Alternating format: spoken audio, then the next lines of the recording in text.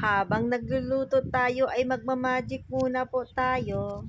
Nagluto po pala ako ng beef broccoli sapagkat yan pong request ng aking anak. Masarap po pala yan at saka masustansya. Mahal na talaga ang bilihin ngayon sa palengke sapagkat yung broccoli na yan ay halagang 100 pesos na po agad. Kaya sa panahon ngayon talaga ay hindi na pwede mag-anak ng marami. Dahil sa pagtuloy na pagtaas ng mga bilihin, ang bigas daw ay lalong tataas.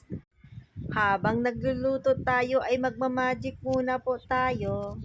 Nagluto po pala ako ng beef broccoli sapagkat yan pong request ng aking anak. Masarap po pala yan at saka masustansya. Mahal na talaga ang bilihin ngayon sa palengke sapagkat yung broccoli na yan ay halagang 100 pesos na po agad. Kaya sa panahon ngayon talaga ay hindi na pwede mag-anak ng marami. Dahil sa pagtuloy na pagtaas